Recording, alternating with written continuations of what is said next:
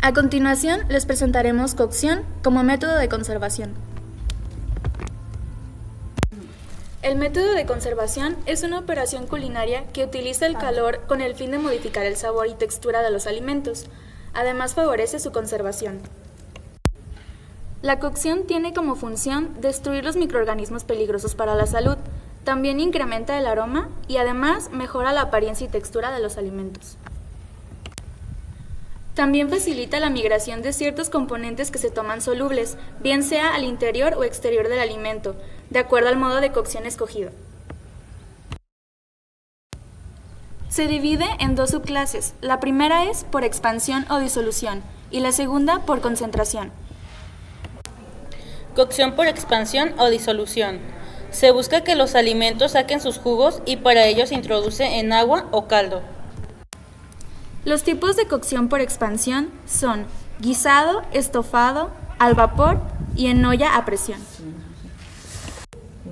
Guisado. Consiste en cocer a cubierto y lentamente alimentos que han sido troceados y previamente tratados en un líquido ligado.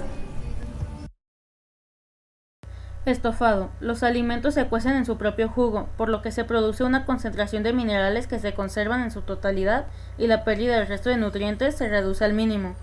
Generalmente se tapa para conservar dentro de la cocción los vapores emitidos por estos y se le suelen añadir líquidos que lo hacen más acuoso. Al vapor. Son los vapores que se desprenden al hervir el líquido los que cocen el alimento de forma lenta y uniforme. Los alimentos más beneficiados son los vegetales, pero también se pueden incluir carnes y pescado.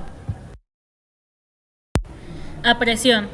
Permite cocinar los alimentos en poco tiempo, ya que la temperatura supera los 100 grados centígrados. Necesita menor cantidad de líquido. También se produce pérdidas de vitamina C, sobre todo en verduras. Cocción por concentración. Son aquellas técnicas en las que se crea una costra que hace que los jugos internos se mantengan dentro del alimento. Los tipos de cocción por concentración son fritura, plancha, asado, horneado y salteado. Fritura.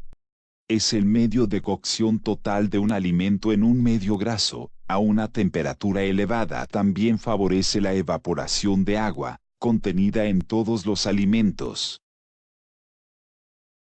A la plancha. Los alimentos se colocan directamente sobre la plancha caliente con poco aceite. Los más usados para este tipo de cocción son las carnes, pescado y algunas verduras. Asado. Los alimentos se exponen a una fuente de calor a baja temperatura, con un mínimo de grasa, formando una costra dorada en el exterior de este y manteniendo el interior jugoso.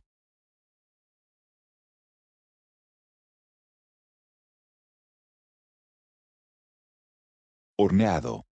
Basado en la preparación dentro del horno, colocando el alimento sobre bandejas y sometiéndolo al calor transmitido por radiación y convección a 200 grados centígrados.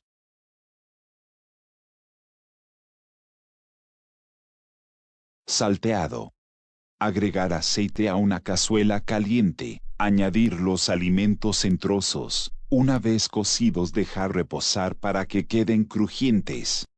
Permite saltear todo tipo de alimentos.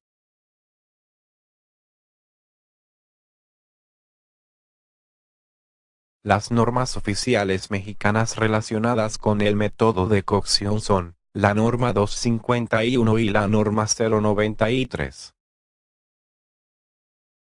La norma oficial mexicana 251 nos dice que según el punto 7.3 control de la temperatura, la temperatura mínima interna de cocción de los alimentos debe ser 63 grados centígrados para pescado, carne de res en trozo y huevo de cascarón. 68 grados centígrados para carne de cerdo en trozo, carne molida de res, cerdo o pescado, carnes inyectadas y nuevamente, huevo de cascarón. 74 grados centígrados para embutidos de res, pescado, pollo y cerdo. Y también para carne de aves.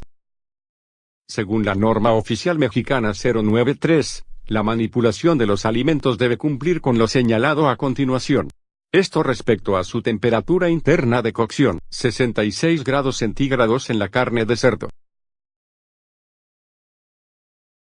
74 grados centígrados para carne de aves y carnes rellenas.